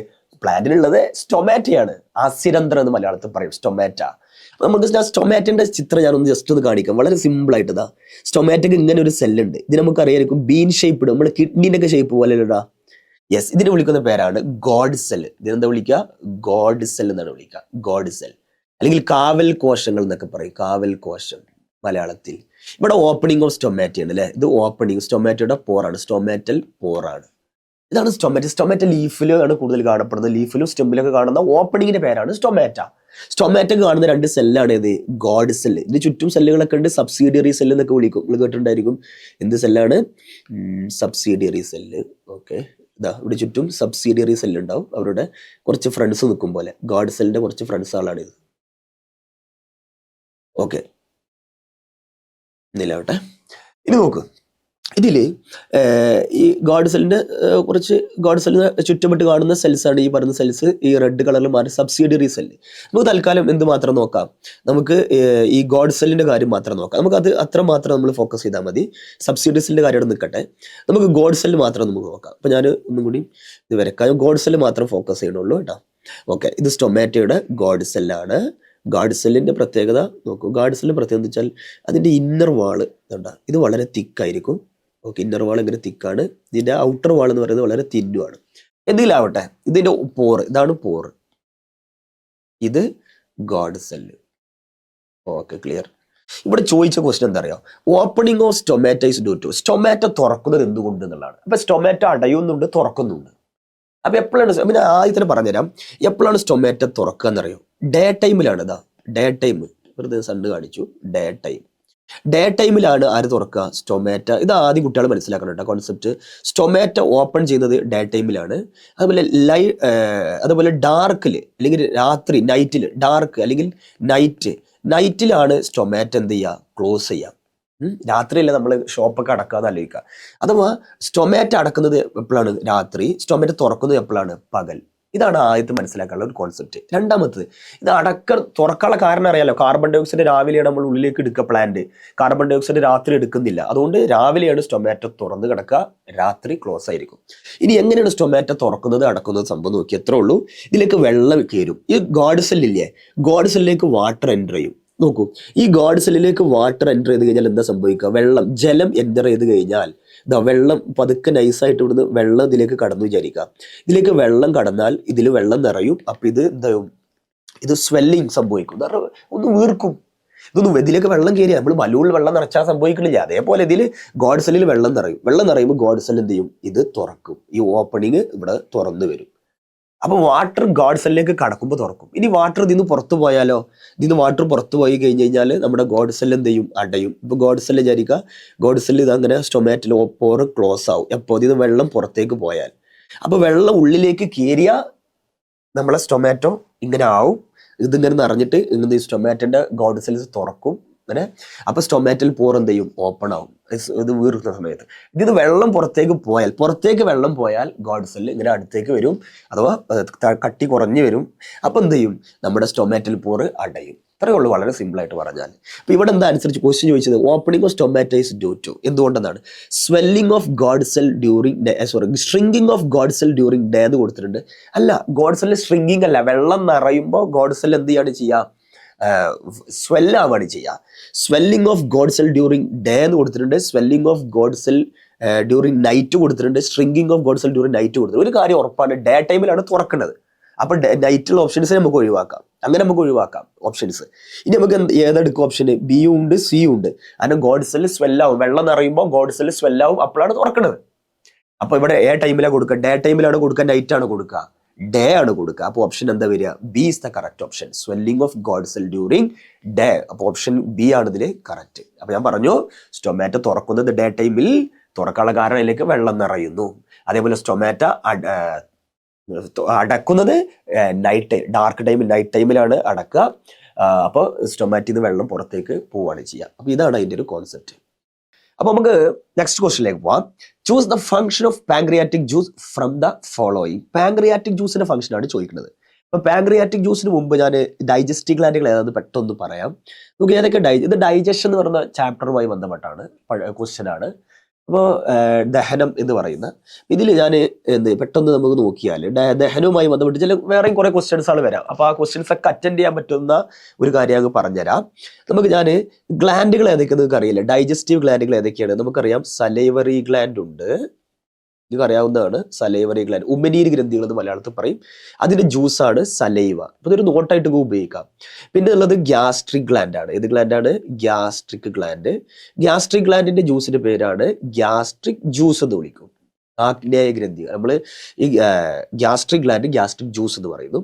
അതേപോലെ പാങ്ക്രിയാറ്റിക് ഗ്ലാൻഡ്, ആമാശയ ഗ്രന്ഥികൾ ആമാശയ രസം എന്ന് പറയും ഇതിന്റെ മലയാളം. ഇത് പാങ്ക്രിയാസ് എല്ലാവർക്കും അറിയാലോ. പാങ്ക്രിയാറ്റിക് ഗ്ലാൻഡ് ജ്യൂസിന്റെ പേരാണ് പാങ്ക്രിയാറ്റിക് ജ്യൂസ് എന്ന് പറയുന്നത്. പിന്നുള്ളത് ഇൻഡസ്റ്റൈനൽ ഗ്ലാൻഡ് ആണ്. ഏത് ഗ്ലാൻഡ് ആണ്? Intestinal gland. ഇൻഡസ്റ്റൈനൽ ഗ്ലാൻഡ് ജ്യൂസിന്റെ പേരാണ് ഇൻഡസ്റ്റൈനൽ ജ്യൂസ് എന്ന് പറയുന്നു. ഓക്കെ, ഇനി ഒരു ആൾ കൂടി ഉണ്ട്, ലിവറിന്റെ ജ്യൂസിന്റെ പേരാണ് ബൈല്. ഓക്കെ, ജ്യൂസ് പറഞ്ഞാൽ രസം മലയാളത്തിൽ. സലൈവറി ഗ്ലാൻഡ് ഉൽപ്പാദിപ്പിക്കുന്നതാണ് സലൈവ. സലൈവിന്റെ മെയിൻ പടി കാർബോഹൈഡ്രേറ്റ് ഡൈജഷൻ ആണ്. എന്ന് പറഞ്ഞാൽ അന്നജത്തിന്റെ ദഹനവുമായി ബന്ധപ്പെട്ടാണ്. എസ്പെഷ്യലി സ്റ്റാർച്ച്, അറിയാലോ സ്റ്റാർച്ച്. നമ്മൾ സ്റ്റാർച്ചിനെ, ഞാനിത് ഒരു കാര്യം പറയാം, സ്റ്റാർച്ചിനെ മാൾട്ടോസ് ആക്കുന്ന ആളാണ് ഇയാൾ. സ്റ്റാർച്ചിനെ എന്താക്കും? അന്നജത്തെ എന്താക്കി മാറ്റും? മാൾട്ടോസ് ആക്കുന്ന ആളാണ് ആര്? സലൈവയിലുള്ള ഒരു ജ്യൂസ്. അതിന്റെ പേര് സലൈവറി അമിലേസ് എന്ന് പറയുന്ന ഒരു എൻസൈമാണ്, ഒരു രാസാഗ്നിയാണ് സലൈവയിലുള്ള. ഗ്യാസ്ട്രിക് ഗ്ലാൻഡ് ജ്യൂസാണ് ഗ്യാസ്ട്രിക് ജ്യൂസ് സാധാരണ പ്രോട്ടീൻ ഡൈജഷനാണ് ഹെൽപ്പ് ചെയ്യുന്നത്, പ്രോട്ടീൻ്റെ. പാങ്ക്രിയാറ്റിക് ജ്യൂസിന് പ്രത്യേകത മൂന്നിലും ഹെൽപ്പ് ചെയ്യും. അഥവാ കാർബോഹൈഡ്രേറ്റ് ഡൈജഷനിലും ഹെൽപ്പ് ചെയ്യും, പ്രോട്ടീൻ ഡൈജഷനിലും ഹെൽപ്പ് ചെയ്യും, ലിപ്പിഡിന്റെ, കൊഴുപ്പിന്റെ, ഫാറ്റിന്റെ ഡൈജഷനിലും ഹെൽപ്പ് ചെയ്യും. മൂന്നിലും ഹെൽപ്പ് ചെയ്യും. ഇതേപോലെ തന്നെ ഇൻഡസ്റ്റൈനൽ ജ്യൂസും മൂന്നിലും ഹെൽപ്പ് ചെയ്യുന്ന ആളാണ്. ഇനി ലാസ്റ്റ് ലിവർ ഒരേ ഒരു കാര്യത്തിൽ മാത്രമേ ഇടപെടുള്ളൂ, വേറെ ഒന്നിലും ഇടപെടില്ല. ലിവർ ഇടപെടണമെങ്കിൽ, ലിവറിന്റെ ജ്യൂസിന്റെ പേരാണ് ബൈൽ ഇടപെടണമെങ്കിൽ ഫാറ്റിന്റെ എമൾസിഫിക്കേഷനിൽ മാത്രമാണ്. അഥവാ ഫാറ്റിന്റെ ഡൈജഷനിൽ. ഫാറ്റിനെ എമൾസിഫൈ എന്ന് പറഞ്ഞാൽ എന്താ പറയുക മക്കളെ, വലിയൊരു പാറ കഷ്ണത്തെ ഞാൻ കഷ്ണമാക്കി ചെറിയ പാറ കഷ്ണങ്ങളാക്കി, അതേപോലെ വലിയൊരു ഫാറ്റിനെ ഞാൻ മുറിച്ച് എന്താക്കി മാറ്റി, ചെറിയ ഫാറ്റ് ഡ്രോപ്ലെറ്റ്സ് ആക്കി മാറ്റി. ഇതിനാണ് എമൾസിഫിക്കേഷൻ എന്ന് വിളിക്കുക. ഇത്രയാണ് നമ്മൾ ഒരു ഗ്ലാൻഡും ജ്യൂസും അതിന്റെ എന്താണ് ഫംഗ്ഷനുമായി ബന്ധപ്പെട്ട് ചെറിയൊരു നോട്ടാണ്. നിങ്ങൾക്ക് വേറെ ക്വസ്റ്റ്യൻസ് ചെയ്യാനൊക്കെ ഉപകാരപ്പെടും. ഓക്കെ, നമ്മൾ വേറെ ഡീറ്റെയിൽസിലേക്കൊന്നും പോകുന്നില്ല. ഇവിടെ ചോദിച്ചത് ഇത് ട്രിപ്സിനാണ് ചോദിച്ചത്. ഈ ട്രിപ്സിൻ എന്ന് പറഞ്ഞ സാധനങ്ങൾ മനസ്സിലാക്കുക, അത് പാങ്ക്രിയാറ്റിക് ജ്യൂസിലെ ഒരു ഘടകമാണ്. ട്രിപ്സിന്റെ പണി എന്താ വെച്ചാൽ പ്രോട്ടീൻ ഡൈജഷനാണ്. അപ്പൊ ട്രിപ്സിന്റെ പണി മന്ദിലാണ്, പ്രോട്ടീൻ ഡൈജഷനാണ്. ട്രിപ്സിന്റെ പണി പ്രോട്ടീൻ ഡൈജഷൻ. അതേപോലെ ഇവിടെ ലിപ്പേസ് എന്ന ടേം ഇവിടെ പറയുന്നുണ്ട് ക്വസ്റ്റ്യൻ, അതുകൂടി ഞാൻ പറയാം. ലിപ്പേസിന്റെ പണി എന്താണെന്നറിയോ? ലിപ്പേസ് പറഞ്ഞു കഴിഞ്ഞാൽ ലിപ്പേസ് പല സ്ഥലത്തുണ്ട്. ഗ്യാസ്ട്രിക് ലിപ്പേസ് ഉണ്ട്, അതുപോലെ ഇൻഡസ്റ്റൈനൽ ലിപ്പേസ് ഉണ്ട്, പാങ്ക്രിയാറ്റിക് ലിപ്പേസ് ഒക്കെ ഉണ്ട്. ലിപ്പേസ് പറഞ്ഞ ജനറൽ ടേം ആണ്. ലിപ്പേസിന്റെ പണി എന്താണെന്നറിയോ? ലിപ്പിഡിന് ബ്രേക്ക് ചെയ്യുക. ആ പേരത്തിനുണ്ട് ലിപ്പേസ്, ലിപ്പിഡിന് ബ്രേക്ക് ചെയ്യുക. അപ്പൊ ട്രിപ്സിന്റെ പണി പ്രോട്ടീന് ബ്രേക്ക് ചെയ്യുക. ലിപ്പിഡിന്റെ പണി എന്താണ്? അപ്പോൾ ആദ്യം വലിയ ഫാറ്റ് അല്ലെങ്കിൽ ലിപ്പിഡ് ഫാറ്റിനെ ഫാറ്റ് എന്ന് പറഞ്ഞ് വിളിക്കാം. ഇതാണ് ഫാറ്റ്. ഈ ഫാറ്റിനെ ആദ്യം ചെറിയ കഷ്ണങ്ങളാക്കണം. ഓക്കെ, ഇതിന് വിളിക്കുന്ന പേരാണ് എമൾസിഫിക്കേഷൻ. എന്താ വിളിക്കുക? എമൾസിഫിക്കേഷൻ. ഇതിന് എമൾസിഫിക്കേഷൻ ചെയ്ത ആളാരാ ചോദിച്ചാൽ ബൈലാണ്. ഓക്കെ, പിന്നെ ഈ എമൾസിഫൈഡ് ഫാറ്റ് ഉണ്ടല്ലോ, ഈ എമൾസിഫൈഡ് ഫാറ്റിനെ ചെറുതാക്കുന്ന ആരാന്നറിയോ? അതാണ് ലിപ്പേസിന്റെ പണി. അപ്പൊ ലിപ്പേസ് എപ്പോഴും ലിപ്പിഡിന്റെ മേലെ പ്രവർത്തിക്കുന്ന ആളാണ്, അല്ലെങ്കിൽ ഫാറ്റിന്റെ മേലെ പ്രവർത്തിക്കുന്നതാണ്. ഈ ലിപ്പേസിന് പ്രവർത്തിക്കണമെങ്കിൽ ആദ്യം ഫാറ്റിനെ എന്താക്കി കൊടുക്കണം? ചെറിയ കഷ്ണങ്ങളാക്കി കൊടുക്കണം. ആ ചെറിയ കഷ്ണങ്ങളാക്കി കൊടുക്കുന്ന ആളാണ് ബൈല് എന്നുള്ള ആള്. അപ്പൊ ലിപ്പേസ് എപ്പോഴും ഫാറ്റിന്റെ മേലെയും ട്രിപ്സിൻ എപ്പോഴും പ്രോട്ടീന്റെ മേലെയാണ് ആക്ട് ചെയ്യുക. അപ്പൊ ഇവിടെ നോക്കിയാൽ ട്രിപ്സിൻ ഡൈജസ്റ്റ് പ്രോട്ടീൻ ഉണ്ട്, അത് കറക്റ്റാണ്. ലിപ്പേസ് ഡൈജസ്റ്റ് കാർബോഹൈഡ്രേറ്റ് തെറ്റാണ്. ട്രിപ്സിൻ ഡൈജസ്റ്റ് എമൾസിഫൈഡ് ഫാറ്റ് തെറ്റാണ്. ട്രിപ്സിൻ എപ്പോഴും ആരെ മേലെ പ്രവർത്തിക്കാം? എമൾസിഫൈഡ് ഫാറ്റിന്റെ മേലെ പ്രവർത്തിക്കുക എപ്പോഴും ആരാണ്? അതെപ്പോഴും ലിപ്പേസുകളാണ്. ട്രിപ്സിൻ ലിപ്പേസ് ഡൈജസ്റ്റ് ഫാറ്റ് ഇല്ല. ട്രിപ്സിൻ പ്രോട്ടീൻ്റെയാണ്. ലിപ്പേസ് ഡൈജസ്റ്റ് ആരെയാണ് ദഹിപ്പിക്കുള്ളൂ? കൊഴുപ്പിനെ ദഹിപ്പിക്കുക ഉള്ളൂ. അപ്പോൾ ട്രിപ്സിൻ ചെയ്യൂല. ട്രിപ്സിൻ ഡൈജസ്റ്റ് പ്രോട്ടീൻ കറക്റ്റാണ്. Lipase digest emulsified fat, that's a correct statement. Trypsin പ്രോട്ടീനെ ഡൈജസ്റ്റ് ചെയ്യിക്കും. ലിപ്പേസ് ആണെങ്കിൽ ആരെ ഡൈജസ്റ്റ് ചെയ്യിക്കും? എമൾസിഫൈഡ് ഫാറ്റിനെ. എമൾസിഫൈഡ് ഫാറ്റിനെ മനസ്സിലായില്ലേ? ആ വലിയ പാറയെ ചെറിയ പാറ കഷ്ണങ്ങളാക്കി എന്ന് പറഞ്ഞില്ലേ? വലിയ ഫാറ്റിനെ ചെറിയ ഫാറ്റിന്റെ കഷ്ണങ്ങളാക്കിയില്ലേ? അതാണ് എമൾസിഫൈഡ് ഫാറ്റ്. അപ്പൊ എമൾസിഫൈഡ് ഫാറ്റിന്റെ മേലെ ആര് പ്രവർത്തിക്കുക? ലിപ്പേസ് പ്രവർത്തിക്കുക. അപ്പൊ മനസ്സിലാക്കുക, ലിപ്പേസ് എപ്പോഴും എന്താണ്? ലിപ്പിഡിന്റെ മേലെ പ്രവർത്തിക്കുന്ന ആളാണ്. അടുത്ത ക്വസ്റ്റ്യൻ, ഇതും ഡൈജഷനുമായി ബന്ധപ്പെട്ട ക്വസ്റ്റ്യൻ ആണ്. Which of the following events in mouth cavity will be affected എന്നാണ് ചോദിക്കുന്നത്. അഥവാ if salivary amylase is lacking in saliva. Question മനസ്സിലായി എന്താ? Which of the following events in mouth cavity will be affected if salivary amylase is lacking in saliva. സലൈവയിൽ salivary amylase ഇല്ലെങ്കിൽ എന്തിനൊക്കെ affect ചെയ്യുന്നതാണ്? താഴെ തന്നിരിക്കുന്നത് എന്തിനൊക്കെ അഫക്റ്റ് ചെയ്യും? നിങ്ങൾക്കറിയാം സലൈവറി അമിലേസിന്റെ പണി എന്താന്ന് നിങ്ങൾക്ക് അറിയാലോ. സലൈവറി അമിലേസിന്റെ പണി എന്താണ്? നമ്മളെ സ്റ്റാർച്ചിനെ എന്താക്കലാണ്? മാൾട്ടോസ് ആക്കലാണ്. ഇതെല്ലാവർക്കും അറിയാലോ. എന്ന് പറഞ്ഞു കഴിഞ്ഞാൽ നമ്മുടെ ചോറ് കുറച്ചാലും ചവച്ച് ഇരുന്ന് കഴിഞ്ഞാൽ നമുക്ക് കുറച്ച് മധുരം ഫീൽ ചെയ്യില്ല. അതിന് കാരണം ഇതാ, നമ്മുടെ സലൈവയിലുള്ള സലൈവറി അമിലേസ് സ്റ്റാർച്ചിനെ മാൾട്ടോസ് ആക്കിയതാ. അപ്പൊ സ്റ്റാർച്ചിനെ മാൾട്ടോസ് ആക്കലാണ് ആരെ പണി? സലൈവറി അമിലേസിന്റെ പണി. അപ്പൊ സലൈവറി അമിലേസ് ഇല്ലെങ്കിലോ ഈ പരിപാടി നടക്കൂല. സ്റ്റാർച്ച് ബ്രേക്കിംഗ് ഡൗൺ നടക്കൂല. അപ്പൊ starch breaking down into maltose form of a sugar, അതാണ് നടക്കാത്തത്. അതേപോലെ പ്രോട്ടീൻ ബ്രേക്കിംഗ് ഡൗൺ ഇല്ല. പ്രോട്ടീൻ ബ്രേക്കിംഗ് ഒരു ബന്ധമില്ല. അബ്സോർപ്ഷൻ ഓഫ് വിറ്റാമിൻസ് ഒന്നുമില്ല. Fat breaking down into fatty acid glycerol, അതൊന്നും ഫാറ്റിന്റെ ഡൈജഷനേ നടക്കുന്നില്ല. സലൈവറി അമിലേസിന്റെ ഒരേ ഒരു പണി സ്റ്റാർച്ചിനെ മാൾട്ടോസ് ആക്കുന്നു. അപ്പൊ അത് ബ്ലോക്ക് ആവും. അപ്പൊ അതാണ് ആൻസർ വരിക. അന്നജത്തെ മാൾട്ടോസ് ആക്കുന്ന പ്രക്രിയ തടസ്സപ്പെടും. എപ്പോ? സലൈവയിൽ സലൈവറി അമിലേസ് ഇല്ലെങ്കിൽ. അപ്പൊ കുട്ടിക്ക് സലൈവറി അമിലേസിന്റെ പണി അറിയുമെന്ന് അറിയാൻ വേണ്ടി ചോദിച്ചതാണ്. അപ്പൊ ഡൈജഷനുമായി ബന്ധപ്പെട്ടാണെങ്കിൽ നിങ്ങൾക്ക് നോട്ട് സ്ക്രീൻഷോട്ട് എടുക്കാം. ഈ നോട്ട് സ്ക്രീൻഷോട്ട് എടുത്താൽ അതിനനുസരിച്ച് നിങ്ങൾക്ക് പഠിക്കാം. ഓക്കെ, അപ്പൊ ഏത് ഡൈജഷനുമായി ബന്ധപ്പെട്ട് ഏത് ക്വസ്റ്റിനും അറ്റൻഡ് ചെയ്യാൻ സാധിക്കും. നെക്സ്റ്റ് ക്വസ്റ്റിലേക്ക് പോവാം. Normal systolic pressure and diastolic blood pressure എത്ര എന്നാണ് ചോദിക്കുന്നത്. ഇത് പ്രഷറുമായി ബന്ധപ്പെട്ടൊരു ക്വസ്റ്റ്യൻ ആണ്. ഇതിന് മുമ്പ് രണ്ട് കാര്യങ്ങൾ പറയാം. സിസ്റ്റോൾ എന്താന്ന് പറയാം. എന്താ സിസ്റ്റോൾ പറഞ്ഞാൽ ഹാർട്ടിന്റെ കോൺട്രാക്ഷനെ വിളിക്കുന്ന പേരാണ് എന്ത്? സിസ്റ്റോൾ. എന്താണ് ഡയോസ്റ്റോൾ എന്ന് പറഞ്ഞു കഴിഞ്ഞാൽ ഹാർട്ടിന്റെ റിലാക്സേഷൻ വിളിക്കുന്ന പേരാണ്. ഹാർട്ട് ചുരുങ്ങൂലടാ, ഹാർട്ടിന്റെ മസിൽസ്, ഹാർട്ട് കോൺട്രാക്ട് ചെയ്യുക, സങ്കോചിക്കുന്നതിന് വിളിക്കുന്ന പേരാണ് സിസ്റ്റോൾ അല്ലെങ്കിൽ സിസ്റ്റോളി എന്നൊക്കെ പറയും. രണ്ട് പ്രൊണൗൺസിയേഷനും കറക്റ്റ് ആണ്. ഡയോസ്റ്റോളി അല്ലെങ്കിൽ ഡയോസ്റ്റോൾ എന്ന് പറഞ്ഞാൽ എന്താണെന്നറിയോ? ഹാർട്ടിന്റെ റിലാക്സേഷൻ ആണ് ഡയോസ്റ്റോൾ. അപ്പൊ സിസ്റ്റോളും ഡയോസ്റ്റോൾ അതാണ്. അപ്പൊ ഹാർട്ട് കോൺട്രാക്ട് ചെയ്യുക. ഇനി മുമ്പ് ഒരു കാര്യം പറഞ്ഞുതരാം. എന്താണ് ബ്ലഡ് പ്രഷർ എന്നുള്ളൊരു കോൺസെപ്റ്റ് കൂടി. എന്താ ബ്ലഡ് പ്രഷർ എന്നറിയോ? Pressure exerted by blood. ആരാണ് ബ്ലഡ് പ്രഷർ എന്ന് പറഞ്ഞാൽ എന്താണ്? Pressure exerted by blood on wall of blood vessels. അഥവാ ഇപ്പൊ നോക്കൂ, നിങ്ങൾ സപ്പോസ് ഇതൊരു രക്തക്കൊയിലാണ് വിചാരിക്കുക, ബ്ലഡ് വെസൽസ്. ഇതിലൂടെ ആര് ഒഴുകും? ഇതിലൂടെയാണ് നമ്മൾ എന്ത് ചെയ്യുക? ബ്ലഡ് ഒഴുകുക. ബ്ലഡ് ഒഴുകുമ്പോൾ സ്വാഭാവികമായിട്ട് ഒരു പൈപ്പിലൂടെ വെള്ളം ഒഴുകുമ്പോൾ ആ വെള്ളം എന്ത് ചെയ്യും? പൈപ്പിന്റെ മേലെ ഒരു പ്രഷർ കൊടുക്കൂലേ? പൈപ്പിന്റെ മേലെ. അതേപോലെ തന്നെ നമ്മുടെ രക്തക്കൊയിലൂടെ രക്തം ഒഴുകുന്ന സമയത്ത് ഈ രക്തം എന്ത് ചെയ്യുന്നറിയോ? ഈ ബ്ലഡ് വെസൽസിന്റെ ഭിത്തിയിൽ, വാളിൽ ചെറിയ സമ്മർദ്ദം ചെലുത്തും. അതാണ് രക്തസമ്മർദ്ദം എന്ന് പറയുന്നത്, അല്ലെങ്കിൽ ബ്ലഡ് പ്രഷർ എന്ന് പറയുന്നത്. അപ്പോൾ അത് എത്രയാണെന്ന് നോക്കിയാൽ 2 ടൈപ്പ് പ്രഷർ ഉണ്ട്. ഒന്ന് സിസ്റ്റോളിക് പ്രഷറും ഒന്ന് ഡയോസ്റ്റോളിക് പ്രഷറുമാണ്. ഇനി എന്താണ് സിസ്റ്റോളിക് പ്രഷർ എന്ന് പറഞ്ഞു കഴിഞ്ഞാൽ? പ്രഷർ അത് ബ്ലഡ് പ്രഷർ തന്നെയാണ്. Pressure exerted by blood on wall of blood vessel തന്നെയാണ്. എന്ന് പറഞ്ഞാൽ നമ്മുടെ രക്തക്കൊയിലിന്റെ ഭിത്തിയിൽ കൊടുക്കുന്ന പ്രഷർ തന്നെയാണ്. എപ്പോ? ഹാർട്ട് കോൺട്രാക്ട് ചെയ്യുമ്പോൾ. ഇപ്പൊ നോക്കുക, ഹാർട്ടും ഞാനൊരു ഇത് കാണിച്ചാൽ ഡയഗ്രം പെട്ടെന്ന് മനസ്സിലാൻ വേണ്ടി ഡയഗ്രം കാണിച്ചാൽ നോക്കൂ. സപ്പോസ് നമ്മുടെ ഹ്യൂമൻ ഹാർട്ട് വിചാരിക്കുക, നിങ്ങൾ വെറുതെ മനസ്സിലാൻ വേണ്ടി ഒരു ചിത്രം വരയ്ക്കാണ്. Okay, human heart. Okay, human heart contract ചെയ്യുന്ന സമയത്ത് ബ്ലഡ് ഒന്നും പമ്പ് ചെയ്യപ്പെടില്ല. ലെഫ്റ്റ് വെൻട്രിക്കിൾ ആണെങ്കിൽ അയോട്ട വഴി ബ്ലഡ് പമ്പ് ചെയ്യും, അറിയാലോ, അയോട്ട. റൈറ്റ് വെൻട്രിക്കിൾ ആണെങ്കിൽ പൾമണറി ആർട്ടറി വഴി ബ്ലഡ് പമ്പ് ചെയ്യും. അപ്പൊ ഹാർട്ട് കോൺട്രാക്ട് ചെയ്യുന്ന സമയത്ത് ഒരുപാട് ബ്ലഡ് പുറത്തേക്ക് പോകില്ലേ അയോട്ടയിലൂടെ? അപ്പൊ ആ ബ്ലഡ് കൂടി പോയിക്കാണ്ട് ഈ പ്രഷർ ഉണ്ടാക്കൂലേ ഈ ബ്ലഡ് വെസൽസിന്റെ? ഹാർട്ട് കോൺട്രാക്ട് ചെയ്യുമ്പോൾ ബ്ലഡ് പോയിട്ട് ബ്ലഡ് വെസൽസിന്റെ വാളിൽ, ഭിത്തിയിൽ എത്ര പ്രഷർ കൊടുക്കും? അതാണ് സിസ്റ്റോളിക് പ്രഷർ. എന്താ വിളിക്കുക? Systolic pressure. പ്രഷർ എക്സേർട്ട് അല്ലെങ്കിൽ BP അല്ലെങ്കിൽ pressure at the time of systole. എന്താണ്? ഹാർട്ട് കോൺട്രാക്ട് ചെയ്യുമ്പോൾ ഉണ്ടാകുന്ന പ്രഷർ. എവിടെയുള്ള പ്രഷർ? ബ്ലഡ് വെസൽമേ. ആരുണ്ടാക്കുന്ന പ്രഷർ? ബ്ലഡ് ഉണ്ടാക്കുന്നത്. അടുത്ത ഡയോസ്റ്റോളിക് പ്രഷർ എന്തായിരിക്കും? ഹാർട്ട് റെസ്റ്റ് എടുക്കുമ്പോൾ ഉണ്ടാകുന്ന പ്രഷർ. ഹാർട്ട് റിലാക്സ് ചെയ്യാണ്, എന്ന് പറഞ്ഞാൽ കോൺട്രാക്ഷൻ ചെയ്യുന്നില്ല, വികസിച്ചോ അല്ലെങ്കിൽ ഹാർട്ട് റിലാക്സ് ചെയ്തിരിക്കുന്ന സമയത്ത് സ്വാഭാവികമായിട്ടും കുറച്ച് ബ്ലഡ് അവിടെ ഉണ്ടാവും, ബ്ലഡ് വെസൽസിൽ ഉണ്ടാവും. അപ്പൊ ആ ബ്ലഡ് എന്ത് ചെയ്യും? ആ ബ്ലഡ് വെസൽസിന് വാളിൽ എന്ത് കൊടുക്കും? ഒരു പ്രഷർ കൊടുക്കും. ആ പ്രഷറാണ് ഏത് പ്രഷർ എന്നറിയോ? ഡയോസ്റ്റോളിക് പ്രഷർ. അപ്പൊ നിങ്ങൾക്ക് ഇറക്കി ഏതായിരിക്കും കൂടുതൽ ഉണ്ടാവുക? ഹാർട്ട് കോൺട്രാക്ട് ചെയ്യുമ്പോഴല്ലേ ഒരുപാട് ബ്ലഡ് പുറത്തേക്ക് പോകും, അപ്പോഴല്ലേ ഒരുപാട് പ്രഷർ ഉണ്ടാവുക ബ്ലഡ് വെസൽസിൽ. അപ്പൊ അതാണ് ഏറ്റവും കൂടുതൽ വരിക. അത് ഏകദേശം അളന്ന് നോക്കുമ്പോൾ 120 മില്ലിമീറ്റർ മെർക്കുറി എന്ന് കാണാം. മില്ലിമീറ്റർ മെർക്കുറി എന്ന് പറഞ്ഞാൽ ഞങ്ങൾക്ക് അറിയാം പ്രഷറിന്റെ യൂണിറ്റ് ആണ്. എന്നാൽ ഹാർട്ട് റെസ്റ്റ് എടുക്കുമ്പോൾ കുറച്ച് ബ്ലഡ് അല്ലേ പുറത്തേക്ക് ഉണ്ടാവുള്ളൂ ബ്ലഡ് വെസൽസിൽ, അത്ര പ്രഷർ ഉണ്ടാവില്ലല്ലോ. അപ്പം ഉണ്ടാവുന്ന പ്രഷർ സ്വാഭാവികമായിട്ടും കുറവായിരിക്കും. അപ്പോൾ 80 മില്ലിമീറ്റർ മെർക്കുറിയാണ് അത് വരുന്നത്. അപ്പോൾ 120 വരുന്നുണ്ട്, അതേപോലെ 80 വരുന്നുണ്ട്. അപ്പൊ സിസ്റ്റോളിക് പ്രഷർ നമ്മൾ സാധാരണ വരിക 120, ഡയോസ്റ്റോളിക് പ്രഷർ 80 മില്ലിമീറ്റർ മെർക്കുറിയാണ് വരിക. ഇത് ചില ആൾക്കാർക്ക് കൂടും. 120 ഉള്ളത് ചിലപ്പം 140 ആവും, 80 ഉള്ളത് 90 ഒക്കെ ആവും. അപ്പോഴാണ് നമ്മൾ പറയാ എന്ത്? ഹൈ BP ആണ്, ഹൈപ്പർ ടെൻഷൻ ആണ്, ഉയർന്ന രക്തസമ്മർദ്ദമാണെന്നൊക്കെ നമ്മൾ പറയും. ഇത് കുറഞ്ഞാൽ ഹൈപ്പോ ടെൻഷൻ, രക്തസമ്മർദ്ദം അല്ലെങ്കിൽ ബ്ലഡ് പ്രഷർ കുറഞ്ഞു എന്നൊക്കെ പറയും. അപ്പൊ നോർമൽ BP എപ്പോഴും കുട്ടികൾ അറിഞ്ഞിരിക്കുക എന്താണ്? 120/80 നമ്മൾ റെപ്രസെന്റ് ചെയ്യുക. എങ്ങനെ നോർമൽ BP നമ്മൾ എങ്ങനെ റെപ്രസെന്റ് ചെയ്യുക? നോർമൽ BP എന്ന് പറഞ്ഞു കഴിഞ്ഞാൽ എപ്പോഴും റെപ്രസെന്റ് ചെയ്യുക 120/80 മില്ലിമീറ്റർ മെർക്കുറി എന്നാണ് നമ്മൾ എന്ത് ചെയ്യുക? റെപ്രസെന്റ് ചെയ്യുക.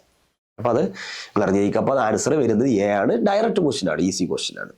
അടുത്ത്, loss of water in the form of vapour from leaf of a plant is known as.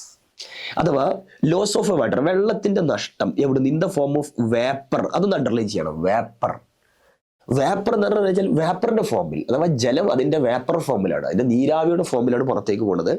From leaf of plant, അഥവാ ഇലകളിൽ നിന്ന് വെള്ളം പുറത്തേക്ക് എന്താണ് എവാപ്പറേറ്റ് ചെയ്ത് പോകുന്ന പ്രോസസ്സിന് എന്താണ് വിളിക്കുക എന്നാണ് ചോദിക്കുന്നത്. എന്താണ് വിളിക്കുക? അതിന് നമുക്ക് എല്ലാവർക്കും അറിയാം ട്രാൻസ്പിറേഷൻ എന്നുള്ളതാണ്. ട്രാൻസ്പിറേഷൻ ആണ് ഓപ്ഷൻസിൽ. അപ്പൊ നമ്മൾ ഓപ്ഷൻസ് ഒക്കെ വായിച്ചു നോക്കണം. ഗട്ടേഷൻ എന്ന സംഭവം എന്താ? ഗട്ടേഷൻ എന്ന് പറഞ്ഞാൽ വെള്ളം. ഇപ്പൊ നമ്മൾ പ്ലാന്റ് ഇപ്പോൾ ഒരുപാട് വെള്ളം അബ്സോർബ് ചെയ്ത് വിചാരിക്കുക. ഒരു പ്ലാന്റ് ഒരുപാട് വെള്ളം അബ്സോർബ് ചെയ്തു, ഒരു ഗ്രാസോ അങ്ങനെ എന്തെങ്കിലും കൺസിഡർ ചെയ്യുക, ഇതൊരു പ്ലാന്റ് ആണ്. ഇത് ഒരുപാട് വെള്ളം എന്ത് ചെയ്തു വെച്ചാൽ അബ്സോർബ് ചെയ്തു. ഇപ്പൊ ഒരുപാട് വെള്ളം അബ്സോർബ് ചെയ്ത് കഴിഞ്ഞാൽ പ്ലാന്റിന് പ്രശ്നമാണ്. ഒരുപാട് വെള്ളം പാടില്ല. അപ്പൊ പ്ലാന്റ് എന്ത് ചെയ്യും? ആ ഒരുപാട് വെള്ളത്തെ എന്ത് ചെയ്യുന്നറിയോ? പുറത്തേക്ക് കളയും, എവാപ്പറേഷൻ ചെയ്യും. എന്ന് പറഞ്ഞാൽ എന്ത് ചെയ്യും? വാട്ടർ അതിന്റെ ഗ്യാഷ്യസ് ഫോമിൽ എന്ത് ചെയ്യും? വാതക രൂപത്തിൽ പുറത്തേക്ക് പോകും. ദിസ് ഈസ് കോൾഡ് എന്താണ്? ട്രാൻസ്പിറേഷൻ എന്നൊക്കെ വിളിക്കും. ഇത് വിളിക്കും ട്രാൻസ്പിറേഷൻ. അല്ലെ excess amount of, surplus amount of വാട്ടറിനെ തള്ളിക്കളയാണ്. അത്ര നമുക്ക് വേണ്ട, ആവശ്യത്തിന് പ്ലാന്റ് എടുക്കും, ബാക്കി പ്ലാന്റ് വെള്ളമായിട്ട് പുറത്തേക്ക് കളയും. That is called transpiration. ഇതേ സാധനം തന്നെ ഇതേപോലെ തന്നെ ഇതാണ് ഒരു പ്ലാന്റ് വിചാരിക്കുക. ആ പ്ലാന്റ് എന്ത് ചെയ്തു? ഒരുപാട് വെള്ളം എന്ത് ചെയ്തു? ഇത് അബ്സോർബ് ചെയ്തിട്ട് ചില പ്ലാന്റ് വെള്ളത്തിന്റെ രൂപത്തിൽ എന്നെ കണ്ടിട്ട് ഞങ്ങൾ ഇങ്ങനെ ഒരു വെള്ളത്തുള്ളികളെ പോലെ ഇങ്ങനെ പ്ലാന്റിന്റെ അറ്റത്തുണ്ടാവും. ലിക്വിഡ് ഫോമിൽ തന്നെ പുറത്തേക്ക് തള്ളി കളയുന്നുണ്ട്. അതിന് വിളിക്കുന്ന പേരാണ് ശരിക്കും ഗട്ടേഷൻ. മാറരുത്. വെള്ളം പ്ലാന്റ് വാട്ടറിന് റിമൂവൽ ഓഫ് എന്താണ് elimination loss of water in the form of liquid form is called എന്താണ് ഗട്ടേഷൻ. വെള്ളത്തെ ഗ്യാസ് ഫോമിൽ പുറത്തേക്ക് കളയുന്നത് വിളിക്കുന്ന പേരാണ് എന്ത് ട്രാൻസ്പിറേഷൻ. എവാപ്പറേഷൻ അല്ല, ബ്ലീഡിംഗ് അല്ല, ഗട്ടേഷൻ അല്ല. ഏതാ ആൻസർ വരിക? Transpiration is the correct answer. അപ്പോൾ ജലം പുറത്തേക്ക് വെള്ളത്തിന്റെ രൂപത്തിൽ കളയുന്നത്, ഐ മീൻ ഗ്യാസിന്റെ രൂപത്തിൽ കളയുന്നത് ട്രാൻസ്പിറേഷൻ. അതല്ല പ്ലാന്റ് സസ്യം വെള്ളത്തെ ലിക്വിഡ് ഫോമിൽ തന്നെ അങ്ങനെ തന്നെ കളയുകയാണെങ്കിൽ ദാറ്റ് ഈസ് കോൾഡ് എന്താണ് ഗട്ടേഷൻ എന്ന് വിളിക്കും. ഓക്കെ, അടുത്ത ക്വസ്റ്റിലേക്ക് പോവാം. Characteristic process observed in anaerobic respirations ആണെന്നാണ്. അനേറോബിക് റെസ്പിറേഷൻ നിങ്ങൾക്കറിയാം, റെസ്പിറേഷൻ എന്ന് പറഞ്ഞാൽ രണ്ട് ടൈപ്പ് ഉണ്ട്. ആദ്യം റെസ്പിറേഷൻ എന്താന്ന് പറയുന്നത് തെറ്റിദ്ധരിക്കരുത്, ഗ്യാസ് ഉള്ളിലേക്കും പുറത്തേക്കും കളയുന്നതല്ല റെസ്പിറേഷൻ. ശരിക്കും റെസ്പിറേഷൻ എന്ന് പറഞ്ഞാൽ സെല്ലിന്റെ ഉള്ളിൽ നടക്കുന്ന പരിപാടിയാണ്. നിങ്ങൾക്ക് അറിയാവുന്നത് സെല്ല് വിചാരിക്കാം, സെല്ലിന്റെ ഉള്ളിൽ നിങ്ങൾക്ക് അറിയാം ഗ്ലൂക്കോസ് ഉണ്ടെന്ന് അറിയാം. അതെങ്ങനെ സെല്ലിന്റെ ഉള്ളിൽ ഗ്ലൂക്കോസ് എത്തി? ഭക്ഷണം കഴിച്ച് കഴിഞ്ഞാൽ ഗ്ലൂക്കോസ് കിട്ടൂലേ? ഗ്ലൂക്കോസ് എവിടേക്ക് എത്തി? സെല്ലിൻ്റെ ഉള്ളിലേക്ക് എത്തി. ഈ ഗ്ലൂക്കോസ് എന്ത് ചെയ്യുന്നറിയാം? ഗ്ലൂക്കോസ് ബ്രേക്ക് ചെയ്യും. ഗ്ലൂക്കോസ് ബ്രേക്ക് ചെയ്തിട്ട് നമുക്കറിയാം കാർബൺ ഡൈ ഓക്സൈഡ്, വാട്ടർ, അതേപോലെ ATP ഒക്കെ ഉണ്ടാവും. കാർബൺ ഡൈ ഓക്സൈഡ് അതേപോലെ എന്താണ് വാട്ടറും ATP ഒക്കെ ഫോം ചെയ്യും. ഈ പരിപാടിയാണ് ശരിക്കും റെസ്പിറേഷൻ എന്ന് വിളിക്കുന്നത്. ഈ റെസ്പിറേഷൻ രണ്ട് ടൈപ്പ് ഉണ്ട്. ഇത് ആരുടെ പ്രസൻസിൽ? ഓക്സിജൻ ഉണ്ടായാലും നടക്കും, ഓക്സിജൻ ഇല്ലെങ്കിലും ഗ്ലൂക്കോസ് ബ്രേക്ക് ചെയ്തിരിക്കും. കാരണം ഗ്ലൂക്കോസ് എന്തിനാ ബ്രേക്ക് ചെയ്യുന്നത് വെച്ചാൽ എനർജി കിട്ടാനാ. അത് നമ്മൾ ഓട്ട മത്സരമൊക്കെ നടക്കുന്ന സമയത്ത് നമ്മൾ ഗ്ലൂക്കോസ് കഴിക്കൂലേ? എന്തിനാ ഗ്ലൂക്കോസ് കഴിക്കുന്നത്? To get energy. ഓക്കെ, അതെങ്ങനെയാണ് എനർജിയായി മാറണമെന്നൊക്കെ നമുക്ക് ഡീറ്റെയിൽ ആയിട്ട് നിങ്ങൾ പിന്നെ പഠിക്കും. It's very interesting. റെസ്പിറേഷൻ രണ്ട് ടൈപ്പ് ഉണ്ട്, രണ്ട് ടൈപ്പ് റെസ്പിറേഷൻ ഉണ്ട്. ഇപ്പം നമ്മൾ റെസ്പിറേഷൻ്റെ ഒരു നോട്ട് പറയുകയാണെങ്കിൽ റെസ്പിറേഷൻ രണ്ട് ടൈപ്പ് ഉണ്ട്. ഇതൊക്കെ ഞാൻ പറയില്ല, ഇതൊക്കെ നിങ്ങൾക്ക് സ്ക്രീൻഷോട്ട് എടുത്ത് വെക്കേ അല്ലെങ്കിൽ നോട്ടായിട്ട് എഴുതിയെടുക്കുകയൊക്കെ ചെയ്യാം. റെസ്പിറേഷൻ കേട്ടോളൂ, രണ്ട് ടൈപ്പ് ഉണ്ട് റെസ്പിറേഷൻ. ഒന്ന് എയറോബിക് റെസ്പിറേഷൻ. ഏത് റെസ്പിറേഷനാണ്? എയറോബിക്. ഒന്ന് ഏതാണ്? Anaerobic respiration. ഇത് രണ്ടും റെസ്പിറേഷൻ തന്നെയാണ്. ഇത് ഓക്സിജന്റെ പ്രസൻസിലാണ്. എയറോബിക് എയറിന്റെ പ്രസൻസിൽ അർത്ഥത്തിൽ.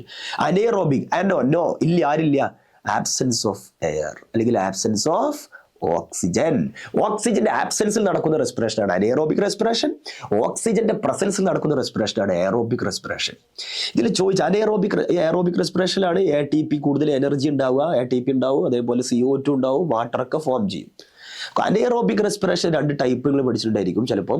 Lactic acid fermentation. എന്താണ് ലാക്റ്റിക് ആസിഡ് ഫെർമെന്റേഷൻ എന്ന് പറയുന്ന മെത്തേഡ് ഉണ്ട്. അതേപോലെ ആൽക്കഹോളിക് ഫെർമെന്റേഷനും ഉണ്ട്. എന്തുണ്ട്? Alcoholic fermentation. ഇതിന്റെ രണ്ട് ഫെർമെന്റേഷൻസുകൾ ഉണ്ടാവും, പഠിച്ചിട്ടുണ്ടാവും. അതിൽ ലാക്റ്റിക് ആസിഡ് ഫെർമെന്റേഷൻ എന്ന് പറഞ്ഞാൽ എന്താണെന്ന് അറിയാം? Lactic acid fermentation. Lactic acid fermentation എന്ന് പറഞ്ഞു കഴിഞ്ഞാൽ നമ്മുടെ ഗ്ലൂക്കോസ് ഉണ്ടല്ലോ, ഗ്ലൂക്കോസ് എന്തായിട്ട് മാറുക? ഗ്ലൂക്കോസ് എന്തായിട്ട് മാറുന്നു വെച്ചാൽ ലാക്റ്റിക് ആസിഡ് ആയിട്ട് മാറുന്നു. എന്തായിട്ട് മാറുന്നു? Lactic acid. സിമ്പിൾ. ഗ്ലൂക്കോസ് ഓക്സിജന്റെ അഭാവത്തിൽ, അനേറോബിക് റെസ്പിറേഷൻ എന്ന് പറഞ്ഞാൽ തന്നെ ഗ്ലൂക്കോസിന്റെ ആരുടെ പ്രസൻസ് ഇല്ല, ഓക്സിജൻ ഇല്ല. ചില ജീവികളിലൊക്കെ അനേറോബിക് റെസ്പിറേഷൻ നടക്കുക, ചില ബാക്ടീരിയയിലൊക്കെ അനേറോബിക് റെസ്പിറേഷൻ ആണ് നടക്കുക. നമ്മളെ കേസിൽ വരെ അനേറോബിക് റെസ്പിറേഷൻ ഉണ്ട്. നമ്മൾ സാധാരണ എയറോബിക് ആയിട്ടുള്ള ജീവിയാണ്. എന്നാലും നമ്മുടെ മസിൽസിൽ RBCയിലൊക്കെ അനേറോബിക് റെസ്പിറേഷൻ നടക്കുന്നുണ്ട്. അതെപ്പോഴാണ് വെച്ചാൽ നമ്മൾ മസിൽ ഇങ്ങനെ ഓവറായിട്ട് നമ്മൾ വർക്ക് ചെയ്യിക്കൂലേ, മസിൽ കടയാന്നൊക്കെ പറയില്ലേ, അതിന് കാരണം ലാക്റ്റിക് ആസിഡ് ഫെർമെന്റേഷൻ ആണ്. അപ്പൊ നമ്മുടെ ബോഡിയിലും അനേറോബിക് റെസ്പിറേഷൻ നടക്കുന്നുണ്ട് ചില സമയത്ത് മസിലിൽ. പിന്നെ വേറൊരു ടൈപ്പ് ഓഫ് ആണ് ഈസ്റ്റിലൊക്കെ കാണുന്ന ഒരു റെസ്പിറേഷൻ ആണ്. ഈസ്റ്റ് ജീവി അറിയില്ലേ? ഇതൊക്കെ ലോവർ ഓർഗാനിസത്തിലാണ് അധികം നടക്കുക. ആൽക്കഹോളിക് ഫെർമെന്റേഷൻ എന്നുള്ളതാണ്. എന്താണ് ആൽക്കഹോളിക് ഫെർമെന്റേഷൻ? ആൽക്കഹോളിക് ഫെർമെന്റേഷൻ എന്താണ് ഇക്വേഷൻ എന്നറിയോ? ഇത്രേ ഉള്ളൂ. ഗ്ലൂക്കോസ് എന്തായി മാറും? Glucose converted into ethanol. Ethanol അറിയാലോ? എത്തനോൾ ആൽക്കഹോൾ ആണ്. പ്ലസ് എന്തും കിട്ടും? കാർബൺ ഡൈ ഓക്സൈഡും കിട്ടും, എനർജിയും കിട്ടും. ഇത് എനർജി, നമുക്ക് സെല്ലിൽ എനർജി നടന്നേ പറ്റൂ, അല്ലെങ്കിൽ ആൾ മരിക്കും. എനർജി ഉണ്ടായേ പറ്റൂ. അതിന് ഏത് മാർഗവും സ്വീകരിക്കും. ഓക്സിജൻ ഉണ്ടെങ്കിൽ carbon dioxide, ATP, carbon dioxide, water കിട്ടും.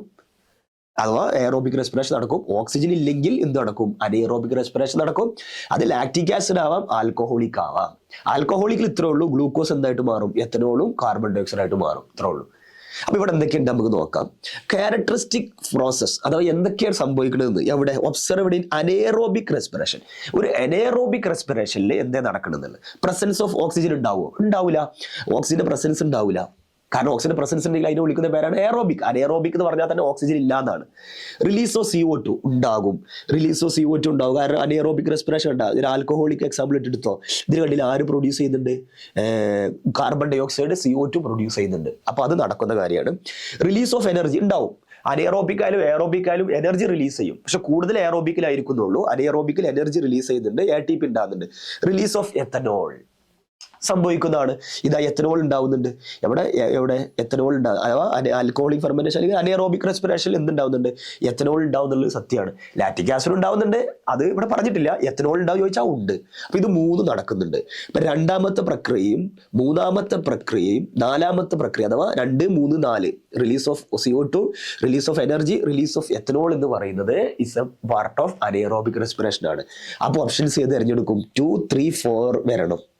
ഇവിടെ ചോദിച്ചതല്ല 1 and 2 ഓൺലി അല്ല, 1 and 2, 3 ഓൺലി അല്ല. ഈ ഒന്നുള്ള ഓപ്ഷൻ തന്നെ ഒഴിവാക്കാം നമുക്ക്. അങ്ങനെ ഒരു ട്രിക്ക് ഉണ്ട്, എൻട്രൻസിലെ എലിമിനേഷൻ മെത്തേഡ് ഉണ്ട്. നമുക്ക് ഒന്നുള്ള ഓപ്ഷൻ തന്നെ ഒഴിവാക്കാം. കാരണം ഒന്നെന്താ ഓപ്ഷൻ? Presence of oxygen. ഓക്സിജനുള്ള ഓപ്ഷൻ തന്നെ ഒഴിവാക്കാം, കാരണം അത് എയറോബിക്കിന്റെ പ്രോസസ്സാണ്. അപ്പോൾ 2, 3, 4 വരുന്ന ഓപ്ഷൻ ഏതാണ്? ഇതാണ് തിരഞ്ഞെടുക്കുക. ഇതൊക്കെ നമുക്ക് അറിയെങ്കിലും അവസാനം നമ്മൾ ഓപ്ഷൻ തരുമ്പോഴും തെറ്റാറുണ്ട്. അപ്പോൾ അതും എൻട്രൻസ് എക്സാമിൽ നിങ്ങൾ ശ്രദ്ധിക്കേണ്ട കാര്യമാണ്. ഓപ്ഷൻ അറ്റൻഡ് ചെയ്യുന്ന സമയത്ത് കറപ്പിക്കുമല്ലോ, നമ്മൾ ബബിൾ ചെയ്യല്ലോ, ആ സമയത്ത് നിങ്ങൾ കറക്റ്റ് തന്നെയാണോ ബബിൾ ചെയ്യുന്നത് ഉറപ്പുവരുത്തണം.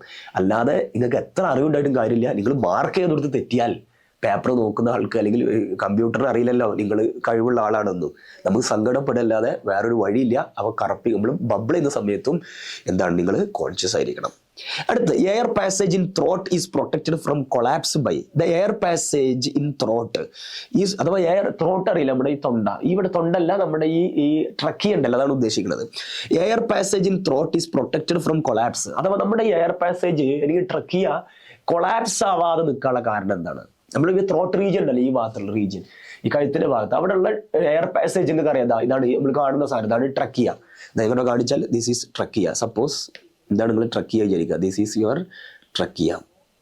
ഓക്കെ, ട്രക്കി അങ്ങനെ ബ്രാഞ്ചായി മാറിയിട്ടുണ്ട്, that is called primary bronchi. അത് വീണ്ടും ബ്രാഞ്ച് ആയിട്ടുണ്ട്, that is called secondary bronchi. വീണ്ടും ടെർഷ്യറി ബ്രോങ്കൈ, അത് വീണ്ടും ബ്രാഞ്ച് ആയാൽ ബ്രോങ്കിയോൾസ്. അങ്ങനെ അവസാനം നമുക്ക് എന്ത് കിട്ടും? അറ്റത്ത് ഇങ്ങനെ ബലൂൺ ലൈക്ക് സ്ട്രക്ചർ കിട്ടും. That balloon like structure is known as, എല്ലാവർക്കും പറയും, alveoli. And this is your lung, ഇതാണ് ഇവരുടെ ലങ്സ്. ഇതേപോലെ പുറത്ത് എന്തുണ്ടാവും? ലങ്സ് ഉണ്ടായിരിക്കും. ക്ലിയർ? നമ്മൾ വിഷയം അതല്ല, ഈ ട്രക്കി ചെയ്താൽ ഈ ട്രക്കി എങ്ങനെ കൊളാപ്സ് ആവാതെ നിൽക്കുന്നതാണ് ഒരു പരീക്ഷ ഇവിടെ ചോദിച്ചത്. എയർ പാസേജ് ആണ് ഉദ്ദേശിക്കുന്നത് ഈ ട്രക്കിയ എന്ന് പറഞ്ഞത്. In throat is protected from collapse, അഥവാ പൊളിഞ്ഞു പോകുന്നത് അല്ലെങ്കിൽ കൊളാപ്സ് ചെയ്ത് പോകുന്നത് എന്നത് എങ്ങനെയാണ് ഇതിനെ പ്രൊട്ടക്ട് ചെയ്തിരിക്കുന്നത്? എങ്ങനെ പ്രൊട്ടക്ട് ചെയ്യുന്നത് ചോദിച്ചു കഴിഞ്ഞാൽ, നമ്മുടെ ഈ ട്രക്കിയയിൽ ഒരു പ്രത്യേക ടൈപ്പ് എന്തുണ്ടെന്ന് അറിയാം? കാർട്ടിലേജ് ഉണ്ട്. ഒരു പ്രത്യേക ടൈപ്പ് എന്തുണ്ട്? കാർട്ടിലേജ്. ഇങ്ങനെ അത് ഫുൾ ഇങ്ങനെ കവർ ചെയ്തൊരു സി ഷേപ്ഡ് കാർട്ടിലേജ് ആണ്. ഫുള്ളായിട്ട് അത് മറഞ്ഞിട്ടില്ല. ഒരു സി ഷേപ്പ് ഇങ്ങനെ ഇത്ര വരണ്ടുള്ളൂ. ഇങ്ങനത്തെ ഒരു സാധനം, ഒരു ക്ലിപ്പ് ഇട്ടതുപോലെ ഒരു പൈപ്പ്, ട്രക്കി ഒരു പൈപ്പാ വിചാരിക്കുക. അപ്പോൾ ഇതൊരു സപ്പോസ് ഇതൊരു ട്രക്കിയാണ് നിങ്ങൾ വിചാരിക്കുക. ട്രക്കിയാൻ ഇങ്ങനെ ഫുൾ റിങ് ഇട്ടിട്ടില്ല. ഇതിലിങ്ങനെ റിങ് ഇട്ട് കഴിഞ്ഞാൽ ഫുള്ള് കാണാൻ ചെറിയ ഇങ്ങനത്തെ ഇതര സി ഷേപ്പിലുള്ള ഇത്ര ഉള്ളൂ, ഇവർ മുട്ടിയിട്ടില്ല. ഇങ്ങനെ സി ഷേപ്പുള്ള റിങ് കാണാൻ സാധിക്കും. ഇങ്ങനെ സി ഷേപ്പുള്ള റിങ്ങുകൾ കാണാൻ സാധിക്കും. അതാണ് പറയുന്നത്. അതിന് കാർട്ടിലേജ് എന്നാണ് പറയുന്നത്. എന്താ പറയാ? കാർട്ടിലേജ്. അപ്പൊ കാർട്ടിലേജ് കൊണ്ട് ഉണ്ടാക്കിയ റിങ് ആണ്. പറയാം കാർട്ടിലേജ് ആണ് അറിയാലോ, ബോൺ അല്ല, അത് ബോണിനെ പോലുള്ള മറ്റൊരു സ്ട്രക്ചറാണ് കാർട്ടിലേജ്. കാർട്ടിലേജ് കൊണ്ട് ഉണ്ടാക്കിയ ഒരു റിങ് അവിടെ ഉണ്ട്, ദ റിങ് ഓഫ് കാർട്ടിലേജ്. അതുണ്ടായത് കൊണ്ടാണ് ഇത് പൊളിഞ്ഞു പോകാത്തത്. അപ്പൊ ട്രക്കിയക്ക് ചുറ്റും എന്തുണ്ട്? റിങ് ഓഫ് കാർട്ടിലേജ് ഉണ്ട്. അത് സി ഷേപ്പ് ആണെന്ന് NCERT ഇവിടെ പറഞ്ഞിട്ടില്ല, നിങ്ങൾ ഇത് കാണാം. ഇൻകംപ്ലീറ്റ് കാർട്ടിലേജ് അവിടെ കാണപ്പെടുന്നുണ്ട്. അപ്പോൾ അതുകൊണ്ടാണ് ആ ട്രക്കിയമ്മ കാർട്ടിലേജ് ഉണ്ട്, അതുകൊണ്ടാണ് ട്രക്കിയ കൊളാപ്സ് ആവാത്തത്. അപ്പൊ ലാരിങ്സ് ആണ് ഓപ്ഷൻ അല്ല. ലാരിങ്സ് പറഞ്ഞു കഴിഞ്ഞാൽ ട്രക്കിയന്റെ ഫസ്റ്റ് ഭാഗത്തെ വിളിക്കുന്നവരാണ്. ഫാരിങ്സ് അല്ല. ഡയഫ്രം ഒക്കെ അറിയാലോ, ബ്രീത്തിങ്ങിനെ സഹായിക്കുന്ന സ്ട്രക്ചറാണ്. അതൊന്നുമല്ല, റിംഗ് ഓഫ് കാർട്ടിലേജ്. കാർട്ടിലേജിന്റെ റിംഗ് ഉണ്ടായത് കൊണ്ടാണ്. അപ്പൊ അത് അറിഞ്ഞിരിക്കുക. അപ്പോൾ നെക്സ്റ്റ് ക്വസ്റ്റിലേക്ക് പോവാം.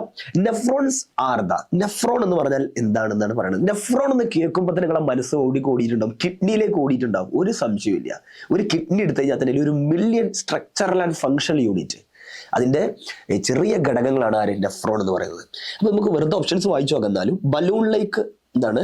Balloon like structure of lungs എന്നാണ്. അല്ല, അത് ആരാണ്? ആൽവിയോളയാണ്. ലങ്സിന്റെ ബലൂൺ ലൈക്ക്, ലങ്സിന്റെ ഉള്ളിൽ കാണപ്പെടുന്ന, നമ്മുടെ ശ്വാസകോശത്തിന്റെ ഉള്ളിൽ കാണപ്പെടുന്ന ബലൂൺ ലൈക്ക് സ്ട്രക്ചർ ആരാണ്? ആൽവിയോളയാണ്. ആൽവിയോളൈ എന്നറിയാം നിങ്ങൾക്ക്. ഓക്കെ, പിന്നെ അടുത്ത ടൈം പറയുന്നത് ഫിൽട്രേഷൻ യൂണിറ്റ്സ് ഓഫ് കിഡ്നി. അതാണ് കറക്റ്റ്. കിഡ്നി എന്ന് പറഞ്ഞാൽ പിന്നെ എന്താ സംശയം? ഒന്നുമില്ല. നെറ്റ്വർക്ക് ഓഫ് നെർവ്സ് എല്ലാണോ? അല്ല. Units of heart, pumping organs of blood, അതൊക്കെ ആണോ? ഒരിക്കലും അല്ല. ആരാണ് വരുന്നത്? Filtration of കിഡ്നിയാണ്. കിഡ്നിന്റെ ഉള്ളിൽ അറിയാം, ഒരു കിഡ്നി എടുത്താൽ തന്നെ 1 മില്യൺ. വി ആർ മില്യണേഴ്സ് നെഫ്രോണിന്റെ കാര്യത്തിൽ നമ്മൾ. കാരണം നോക്കൂ, ഇതിന് ബൊമാൻസ് ക്യാപ്സ്യൂൾ, അതിന് ഒരു നെഫ്രോണിന്റെ ഭാഗം നിങ്ങൾക്ക് പഠിച്ചിട്ടുണ്ടാവും 9ാം ക്ലാസ്സിലൊക്കെ ആയിട്ട്. നെഫ്രോണിന് എന്ത് ഭാഗമുണ്ട്? ബൊമാൻസ് ക്യാപ്സ്യൂൾ എന്ന ഭാഗമുണ്ട്. പിന്നെ PCT എന്ന് പറയുന്നൊരു ഭാഗമുണ്ട്. പിന്നെ ഹെല്ലിസ് ലൂപ്പ് എന്ന് പറയുന്നൊരു ഭാഗമുണ്ട്. അങ്ങനെ ഹെല്ലിസ് ലൂപ്പ്. അത് കഴിഞ്ഞ് എവിടേക്ക് ഒരു DCT എന്ന് പറഞ്ഞ ഭാഗം. ഹെല്ലിസ് ലൂപ്പ്, അതൊരു DCT, അതേപോലെ എന്തുണ്ട്, കളക്റ്റിംഗ് ഡക്റ്റ് എന്ന ഭാഗമൊക്കെ ഉണ്ട്. ഇത് നമ്മൾ ബൊമാൻസ് ക്യാപ്സ്യൂൾ എന്നൊക്കെ വിളിക്കും. ഓക്കെ, നമ്മളറിയാം ഒരു ദിവസം നമുക്ക് 180 ലിറ്റർ ഫിൽട്രേഷൻ നടത്തുന്നുണ്ട്. 180 ലിറ്റർ, 2 കിഡ്നിയും കൂടി ഒരു ദിവസം 180 ലിറ്റർ ഉണ്ട്. അതിന്റെ പിന്നിലുള്ള റിയൽ ഹീറോ ആരാണ്? Real hero, the real heroes are nephrons ആണ്. So nephron filtration units of kidney is the correct answer. Okay, നെഫ്രോണിനെ കുറിച്ചൊക്കെ നിങ്ങൾ ഹയർ ക്ലാസ്സിലൊക്കെ പഠിക്കും. അതൊക്കെ ഭയങ്കര ഇൻട്രസ്റ്റിംഗ് ആണ്. ഒക്കെ ഹ്യൂമൻ ഫിസിയോളജി എന്ന് പറയുന്ന ഭാഗത്തുള്ള ക്വസ്റ്റ്യൻസ് ആണ്. ഇതൊക്കെ പഠിക്കാൻ വളരെ ഇൻട്രസ്റ്റിംഗ് ആണ്. നമ്മൾ ഈ സെക്ഷനിലെ ഏറ്റവും അവസാനത്തെ ക്വസ്റ്റ്യനിലേക്ക് പോകും. എസ്ക്രീഷൻ ഇൻ പ്ലാന്റ്സ് ഇൻവോൾവ്സ് എന്നുള്ളതാണ്. അഥവാ പ്ലാന്റ്സിലെ എസ്ക്രീഷൻ എന്തൊക്കെ ഇൻവോൾവ് ചെയ്യുന്നു എന്നുള്ളത്. ഇത് സംഭവം ഇത്രേ ഉള്ളൂ. എസ്ക്രീഷൻ എന്ന് പറഞ്ഞാൽ എന്താണ്? റിമൂവൽ ഓഫ് വേസ്റ്റ് മെറ്റീരിയൽ എന്നാണ് സാധാരണ പറയുക. എസ്ക്രീഷന്റെ ഡെഫിനേഷൻ നമ്മൾ പറയാ, റിമൂവൽ ഓഫ് ആരാണ്? Removal of waste material. Waste material remove ചെയ്യുന്നതിന് വിളിക്കുന്ന പേരാണ് ശരിക്കും എസ്ക്രീഷൻ. ഇപ്പൊ നമ്മൾ എസ്ക്രീഷൻ ചെയ്യാറുണ്ട്. നമ്മുടെ എക്സ്ക്രീറ്റർ ഓർഗനാണ് കിഡ്നി. നേരത്തെ മുമ്പത്തെ ക്വസ്റ്റ്യനിൽ പറഞ്ഞു നമ്മൾ യൂറിനിലൂടെ നമ്മൾ യൂറിയെ കളയുന്നുണ്ട്. നമുക്കറിയായിരിക്കും നമ്മുടെ ബോഡിയിലുള്ള യൂറിയ കളയുന്നുണ്ട്. അത് എക്സ്ക്രീഷനാണ്. നമ്മുടെ സെല്ലിൽ ഉണ്ടാകുന്ന വേസ്റ്റ് കളയുന്നത്. ഇതേപോലെ പ്ലാന്റിനെ എക്സ്ക്രീറ്റ് ചെയ്യണ്ടേ, പക്ഷെ പ്ലാന്റിന് കിഡ്നി ഇല്ല. പ്ലാന്റ് ഈസ് വെരി ആനിമൽസിനെ കമ്പയർ ചെയ്യുമ്പോൾ സിമ്പിൾ ജീവിയാണ്. അതുകൊണ്ട് പ്ലാന്റ്സിന് വേസ്റ്റ് ഒക്കെ പുറത്തു പോകാനൊരു മെക്കാനിസം വേണം. അതാരായിരിക്കും? നമുക്കെന്നെ അറിയാം, സ്റ്റൊമാറ്റയാണ്. നമുക്കറിയാം സ്റ്റൊമാറ്റയാണ് ഗ്യാസുകളൊക്കെ പുറത്ത് കളയാനും സഹായിക്കുന്നത്. പിന്നെ വാട്ടർ കളയണമെങ്കിലും ആരെന്നെയാണ്? സ്റ്റൊമാറ്റയുണ്ട് എന്നുള്ളതാണ്. അപ്പൊ ഇവിടെ പ്ലാന്റിന്റെ കേസിൽ റെസ്ക്രീഷൻ എന്തൊക്കെയാണ് ഇൻവോൾവ് ചെയ്യുന്നത്? വിസർജനം എന്തൊക്കെയാണ്? സസ്യങ്ങളിലെ വിസർജനവുമായി ബന്ധപ്പെട്ട ക്വസ്റ്റ്യൻ ആണ്. Removal of excess water by transpiration. കറക്റ്റാണ്. കാരണം നമ്മൾ ഓവറായിട്ട് വെള്ളം എടുത്തു കഴിഞ്ഞാൽ അത് ട്രാൻസ്പിറേഷൻ വഴി പുറത്തേക്ക് പോകും. എന്താണ് ട്രാൻസ്പിറേഷൻ? ഇതിന് മുമ്പത്തെ ഒരു ക്വസ്റ്റ്യൻ ഞാൻ എക്സ്പ്ലെയിൻ ചെയ്തിട്ടുണ്ട്. Removal of CO2 produced by respiration. അതായത് റെസ്പിറേഷന്റെ ഫലമായിട്ടുണ്ടാവുന്ന CO2 റിമൂവ് ചെയ്യുന്നതും എന്തെന്നെയാണ്? എക്സ്ക്രീഷൻ ആണ്. പിന്നെ റിമൂവൽ ഓഫ് O2 കറക്റ്റാണ്. കാരണം ഓക്സിജൻ ഇവിടെ വേസ്റ്റ് ആണ് അർത്ഥത്തിൽ എടുക്കരുത്. പ്ലാന്റിനെ സംബന്ധിച്ചിടത്തോളം അങ്ങനെയാണ്. പ്ലാന്റ് ഓക്സിജന് ഫോട്ടോസിന്തസിന്റെ ഫലമായിട്ട് ഓക്സിജൻ ഉണ്ടാവുമല്ലോ. അതിന് പ്ലാന്റ് പുറത്തേക്ക് കളയണമെങ്കിൽ പ്ലാന്റ് ഓക്സിജൻ പുറത്തേക്ക് പോകുന്നത് സ്റ്റൊമേറ്റയിലൂടെയാണ്. അപ്പൊ പ്ലാന്റിന്റെ കേസിൽ വെള്ളം ട്രാൻസ്പിറേഷൻ ഫോമിൽ പോകുന്നതും അതേപോലെ CO2 പുറത്തേക്ക് പോകുന്നതും ഓക്സിജൻ പോകുന്നതൊക്കെ എന്താണ്? ഒരു റിമൂവൽ ഓഫ് എന്താണ്? വേസ്റ്റ് മെറ്റീരിയൽ പോലെയാണ്, എക്സ്ക്രീഷൻ ആണ്. അപ്പോൾ ആൻസർ ഓൾ ദ എബോവ്. ഈ ഓൾ ദ എബോവ് എന്ന് പറഞ്ഞാൽ മുകളിൽ പറഞ്ഞ എല്ലാ ഓപ്ഷൻസും കറക്റ്റ് ആണെന്നുള്ളതാണ്. നമ്മൾ എപ്പോഴും ക്വസ്റ്റ്യൻ വായിക്കുമ്പോൾ വേണ്ട, ചില കുട്ടികളൊക്കെ ആദ്യത്തെ കണ്ടിട്ട് ചിലപ്പം മാർക്ക് ചെയ്യാൻ പോകും. പക്ഷെ ഫുള്ള് വായിച്ചു നോക്കണം. ചിലപ്പോൾ ഉണ്ടാവും എല്ലാം ശരിയാവും, അവസാനം ഓൾ ദ എബോവ് ഉണ്ടാവും. അപ്പോൾ എൻട്രൻസ് പറഞ്ഞാൽ ചിലപ്പോൾ കുട്ടികൾക്കൊക്കെ നോളജ് ഉണ്ടാവും, നന്നായിട്ട് പ്രിപ്പയർ ചെയ്തിട്ടുണ്ടാവും. പക്ഷേ എക്സാമിൽ ഇതുപോലെയുള്ള ചെറിയ ചെറിയ മിസ്റ്റേക്കുകൾ വരുത്തുകയും റാങ്ക് ഒരുപാട് ഡിഫറൻസിലേക്ക് പോകും. എൻട്രൻസ് എന്ന് പറഞ്ഞാൽ ഇപ്പോഴത്തെ എൻട്രൻസ് നിങ്ങൾക്ക് അറിയായിരിക്കും, ഒറ്റ ക്വസ്റ്റ്യൻ തെറ്റിയാൽ റാങ്ക് മാറുകയാണ്. ഒന്നുകിൽ വീട്ടിലിരിക്കാനുള്ളോ അല്ലെങ്കിൽ എന്ത് ചെയ്യും, MBBS പഠിക്കും, മെഡിക്കൽ കോളേജിൽ ഇരിക്കുക, ആ ഒരു അവസ്ഥയിലാണ്. അപ്പോൾ ഒറ്റ ക്വസ്റ്റ്യൻ പോലും തെറ്റിക്കുക ഭയങ്കര ഒരു സങ്കടകരമായ കാര്യമാണ്. അപ്പോൾ ഇന്നത്തെ തെറ്റി കണ്ടന്റ് അറിയാം, എന്നാൽ ക്വസ്റ്റ്യൻ ചെയ്യുമ്പോൾ തെറ്റും ചെയ്യുകയാണെങ്കിൽ ഭയങ്കര പ്രശ്നമാണ്. അതുകൊണ്ട് ക്വസ്റ്റ്യൻ ചെയ്യുമ്പോൾ ആൻസർ കിട്ടിയ ശേഷം ഒന്ന് ഉറപ്പുവരുത്തി കറക്റ്റ് മാർക്കിംഗ് തന്നെയല്ലേ നടത്തുന്നത് എന്നൊക്കെ എന്ത് ചെയ്യുക, ഒന്ന് മേക്ക് ഷുവർ ചെയ്യുക. എന്നാലേ ഒരു കാര്യമുള്ളൂ, അല്ലെങ്കിൽ നമുക്ക് ഭയങ്കര സങ്കടമായി കാരണം എന്നാണ്. അപ്പോൾ ഇത്രയാണ് നമ്മുടെ എന്താണ് ഈ സെക്ഷനിലെ ക്വസ്റ്റ്യൻസ് ആണ് നമ്മൾ ഡിസ്കസ് ചെയ്തത്. അപ്പോൾ നമ്മൾ ഡൈജഷന്, ഫോട്ടോസിന്തസിസ്, അതേപോലെ പ്ലാന്റിന്റെ ചില സ്ട്രക്ചറുമായി ബന്ധപ്പെട്ടൊക്കെ ചില ക്വസ്റ്റ്യൻസ് ഒക്കെ ഡിസ്കസ് ചെയ്തു മെയിനായിട്ട്. അപ്പോൾ ഈ ക്വസ്റ്റ്യൻസ് നിങ്ങളൊന്ന് നന്നായിട്ട് പഠിക്കുക. ആ ഭാഗത്ത് ചിലപ്പോൾ നിങ്ങൾ പഠിക്കേണ്ടതായ പോയിന്റുകളൊക്കെ ഞാൻ ചെറിയ ചെറിയ നോട്ട് പോലെ പറഞ്ഞിട്ടുണ്ട്. അപ്പോൾ നിങ്ങൾ ഈ വീഡിയോ നിങ്ങൾക്ക് സുഹൃത്തുക്കൾക്ക് അയച്ചു കൊടുക്കുക. അവർ ഇതേപോലെ 10ാം ക്ലാസ്സിൽ അവർക്കും ഇതേപോലെ സ്വപ്നങ്ങളുണ്ട്, അവർക്കും ഇതേപോലെ ഡ്രീം ഉണ്ടെങ്കിൽ അവർ നമ്മളെ കൂടെ ഡ്രീമിലേക്ക് എത്തട്ടെ. അപ്പോൾ നിങ്ങൾക്ക് അവരിലേക്കും ഈ വീഡിയോ ഷെയർ ചെയ്യുക, അവരോട് യൂണിവേഴ്സൽ ടാലന്റ് സെർച്ച് എക്സാമിനേഷനെ കുറിച്ച് പറയുക. അവർക്കും എന്ത് ചെയ്യണം, നിങ്ങളുടെ കൂടെ പഠിക്കട്ടെ. അവരും +2 ശേഷം എയിംസ്, ജിമ്മർ, IIT, റൈസറിലേക്കൊക്കെ പോകാൻ സാധിക്കട്ടെ. അപ്പോൾ നമ്മൾ തൽക്കാലം ഇന്നത്തെ ക്വസ്റ്റ്യൻ ഡിസ്കഷൻ അവസാനിക്കുകയാണ്. മറ്റൊരു ക്വസ്റ്റ്യൻ ഡിസ്കഷനുമായിട്ട് നമുക്ക് പിന്നൊരിക്കൽ കാണാം. Okay, thank you.